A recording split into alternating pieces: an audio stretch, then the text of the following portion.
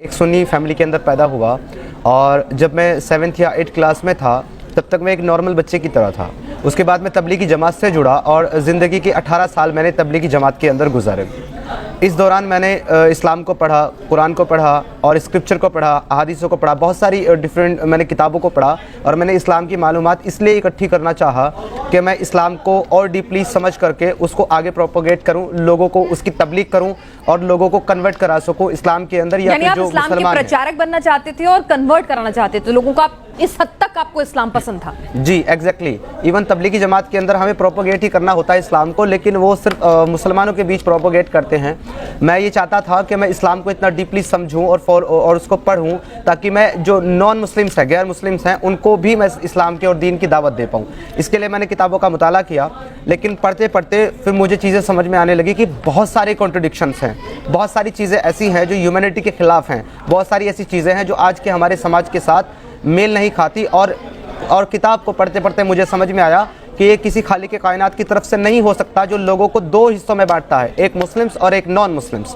और इसी के ऊपर मेरे कॉन्ट्रडिक्शन इकट्ठे होते गए और फिर उसके बाद मैंने इसके लिए जो है छानबीन की। मैंने दीन के जो आलिम हैं, मौलाना मुफ्ती हैं, उनसे मैंने कांटेक्ट किया, अपने सवालों के जवाब तलब किए। जब मुझे कोई जवाब नहीं मिले और मैं श्योर हो गया कि ये इसी तरीके से है जिस तरीके से मैंने पढ़ा और समझा है, तब जाकर के मैंने इस्लाम को छोड़ दिया 2018 में। नहीं, कैसे सवाल थे जो मन में आए कि क्या सवाल थे आपके जो जहन में? काफ़ी सारी चीज़ें हैं, जैसे कि स्क्रिप्चर में लिखा हुआ है कि जो ईमान वाले नहीं हैं उनके साथ जंग करो, उनको मारो या फिर उनसे जिज़िया लो। अगर ये सारे काम नहीं करते तो उनके साथ जंग करो, और अगर वो मारे जाएं तो उनकी माएँ, बहनें, बेटियाँ जो तुम्हारे हिस्से में आए, तुम्हारे कब्जे में आए, वो सब तुम्हारी गुलाम लौंडिया, तुम उनके साथ जो है मुबाशरत यानी कि सेक्स कर सकते हो बिना शादी के, और उनको मार्केट में ले जा करके बेच भी सकते हो। तो ये तमाम चीज़ें आपने पूछी। मुझे लगा कि एक ऐसा खुदा जिसने सारी दुनिया को बनाया है और जो सारी दुनिया का खालिक है, वो क्यों अपनी एक ख़ास बंदों को ये हुक्म करेगा कि तुम मेरे दूसरे बंदों के साथ जंग करो और उनकी माँ बहन बेटियों के साथ तुम ऐसा करो। सब लिखा हुआ है, आप कह रहे हैं? एग्जैक्टली। मैं हवाला दे रहा हूँ, सूरह अल-मोमिनून सूरह नंबर 23 आया नंबर 5 और 6 के अंदर क्लियरली मेंशन है कि खुद कुरान और खुद स्क्रिप्चर इसको अलाउ कर रहा है कि आप दूसरे की माँ बहन बेटियों को बंधक बनाकर उनको सेक्स स्लेव बना सकते हो और उनके साथ बिना शादी बिना निकाह के आप मुबाशरत कर सकते हो, और इसमें कुछ भी गलत नहीं है। किस उम्र में आपने तय किया कि भाई अब नहीं है? मतलब आपने क्या मॉडर्न तालीम भी हासिल की है? थोड़ा अपने बारे में बताएं कि आपके परिवार में कौन लोग हैं, अगर आप मुनासिब समझें, क्योंकि आपको जान का भी खतरा आप कहते हैं आपको रहता है, आपको धमकियां मिलती रहती हैं, अगर मुनासिब समझें तो थोड़ा अपने परिवार के बारे में, अपने बैकग्राउंड के बारे में अगर बताना चाहें, और फिर किस वक्त किस उम्र में आपको लगा कि बस अब नहीं, और जब आपने अपने परिवार को बताया कि मैं इस्लाम छोड़ना चाहता हूं तो क्या रिएक्शन था? जरा अगर वो पूरी कहानी हमारे दर्शकों को भी बता सकें कि आखिर एक सच्चा मुसलमान समीर कैसे एक्स मुस्लिम बन गया। जी, मैं इन शॉर्ट बताना चाहूँगा आपको। देखिए, जैसे कि मैंने बताया कि मैं एक सुन्नी परिवार के अंदर पैदा हुआ। मेरी जो फैमिली है वो बहुत ज़्यादा ह्यूमनिस्ट और रैशनल टाइप की फैमिली है, बहुत ज़्यादा इंटू नहीं है मज़हब या दीन के अंदर, लेकिन बहुत ज़्यादा रैशनल लोग हैं।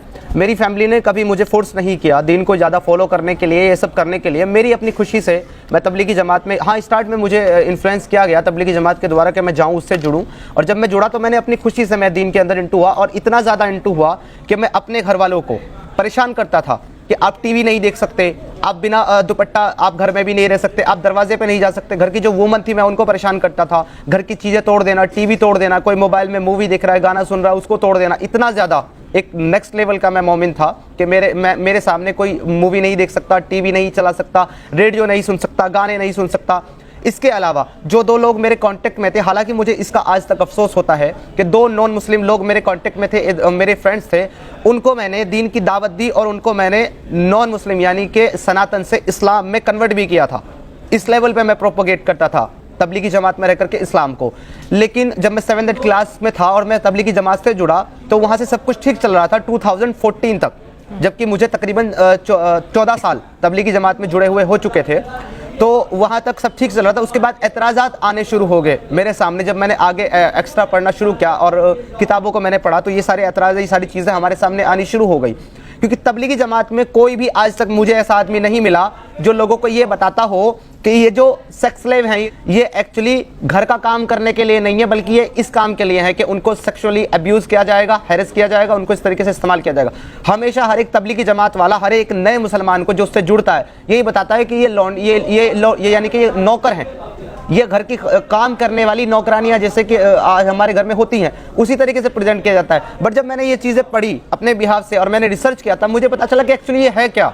और मुझे बड़ा अफसोस हुआ कि एक ऐसा दीन, एक ऐसा मजहब जो अपने आप को अमन की बात करता है, जो कहता है कि वो वुमन को इक्वली राइट्स देता है और वो उनकी इज्जत करता है, ये इस तरीके से इज्जत करता है उनकी कि उनको एक इस्तेमाल की चीज़ बनाकर, ये सारे सवाल लेकर के और भी बहुत सारे 100 बहुत सारे एतराज़ात थे जिनको लेकर के मैं इन उलमा और इन मुफ्तियों के पास गया, बट किसी ने भी मेरे सवालों का सेटिस्फाइड जवाब नहीं दिया। और जब 2018 आ गया, 4 साल में इसी कश्मकश में रहा कि ये है क्या। 2018 आने के बाद मैंने डिसाइड कर लिया कि मेरे सवालों के जवाब नहीं मिलने वाले, तो मैंने इस्लाम को छोड़ दिया। जो आपको गलतियां लगती हैं, जो चीज़ें आपको गलत लगती हैं, उनको आपको एजुकेट करना चाहते हैं। समीर, ये बताइए कि जब आपने एक्स मुस्लिम बनने का फैसला अपने परिवार को बताया तो जाहिर सी बात है उनको शौक लगा होगा। मुझे ये अजीब लग रहा है कि एक शख्स जो इतना कट्टरपंथ की तरफ अग्रसर हो चुका था, इस कदर वो दीन को मानने लगा था, वो अचानक से एक्स मुस्लिम बनने का फैसला ले लेगा। तो जब परिवार को बताया तो क्या हुआ, किस तरह का रिएक्शन था? उन्होंने समझाने बुझाने की कोशिश की, घर से निकाल दिया, अलग कर दिया, क्या हुआ आपके साथ? और कौन कौन था परिवार ने? किसी ने अभी रिश्ते रखे हुए हैं या आपको सबने अलग कर दिया? जी, अभी जैसे कि आपने कहा है कि अचानक से एक बदल गया, तो मैं इस बात से आपको बता देना चाहता हूं कि मैं अचानक से नहीं बदला हूं। कोई भी इंसान जो अपने दीन या अपने मजहब के अंदर इतना ज़्यादा इंटू हो, वो अचानक से एक दिन में नहीं निकल सकता कि वो रात को मुस्लिम सोए और सुबह एक्स मुस्लिम उठे। ऐसा नहीं होता है, एक बहुत लॉन्ग पीरियड होता है। मेरे साथ भी ये लॉन्ग पीरियड जो है तकरीबन 4 से 5 साल का रहा है। 4 से 5 साल मैं इसी की रिसर्च करता रहा कि आखिर कहीं मैं गलत तो नहीं समझ रहा हूँ, कहीं ये ऐसा ना हो जैसा मुझे समझ में आ रहा है। मैं इस पर रिसर्च करता रहा और एट द एंड जब मुझे समझ में आ गया कि एग्जैक्टली ये ऐसा ही है जैसा मैंने पढ़ा और समझा है, तब जाकर के मैंने इस्लाम को बड़ी ही मायूसी के साथ छोड़ा, स्टॉप कर दिया फॉलो करना। तो जब मैंने इसको स्टॉप किया तो मैं मेरे घर वालों के साथ आर्ग्यूमेंट करता था, उनको बताता था कि ये चीज़ें इस्लाम के अंदर है, ये मुझे सही नहीं लगती, इसका जवाब मुझे लोग नहीं दे रहे हैं। इसलिए मैंने नमाज़ें पढ़ना, सबसे पहले मैंने नमाज़ें पढ़ना बंद किया, फिर मैंने रोज़े रखना बंद कर दिया, तबलीगी जमात में जाना बंद कर दिया। तो तबलीगी जमात के जो मेरे साथी थे वो मेरे पास आते थे कि आप नमाज में नहीं आते, आप तबलीग में नहीं जाते, क्या मसला है? मैं उनको मेरे सवाल देता था कि मेरे ये सवाल है, इनका आप जवाब दे दें, मैं चलूँगा, मैं नमाज़ पढ़ूंगा, मैं तबलीग में चलूँगा, मैं तैयार हूँ, मुझे कोई प्रॉब्लम नहीं, बट मेरे जो एतराज़ है उनका जवाब दें। तो मेरे घर वालों को ये पता था, लेकिन किसी को भी ये नहीं पता था कि मैंने कन्फर्म इस्लाम को छोड़ दिया है। धमकियां मिली, इशारों में कहा? जी, इवन मेरी फैमिली के ऊपर मेरे कुछ रिश्तेदारों ने इस तरह की बात की कि आपको इसको मार देना चाहिए क्योंकि इस तरह की बात कर रहा है दीन के खिलाफ। तो मेरे फैमिली वालों ने ये कहा कि आप इसको और ये कहा कि अगर आप नहीं मार सकते तो हमें सौंप दें, हम मार देंगे इसको। तो उन्होंने, मेरी फैमिली ने कहा कि आप बिल्कुल मार सकते हैं, लेकिन फिर बचेंगे भी आप भी नहीं, क्योंकि ये नेशनल लेवल पे इसका केस अभी जा चुका है। तो इस वजह से मेरी फैमिली वालों ने मुझे बोला कि आप घर छोड़ दें, और एट द एंड मुझे मेरा घर छोड़ना पड़ा। आज की डेट में मैं अकेला रहता हूँ। समीर, कभी लगता है कि बहुत बड़ी कीमत चुकानी पड़ी, अपने माँ बाप, भाई बहन, सब रिश्ते नाते छोड़ने पड़ गए इस्लाम छोड़ते के साथ ही? देखिए भूमि मैम, ज़िंदगी में अगर आप कुछ ऐसा काम करते हो जो कि एक बहुत बड़ी मेजॉरिटी के ख़िलाफ़ होता है, तो आपको डेफिनेटली सेक्रीफाइस करने पड़ते हैं। और ये इतिहास गवाह है इस चीज़ के लिए कि जब जब लोगों ने एक गलत चीज़ के ख़िलाफ़ आवाज़ उठाई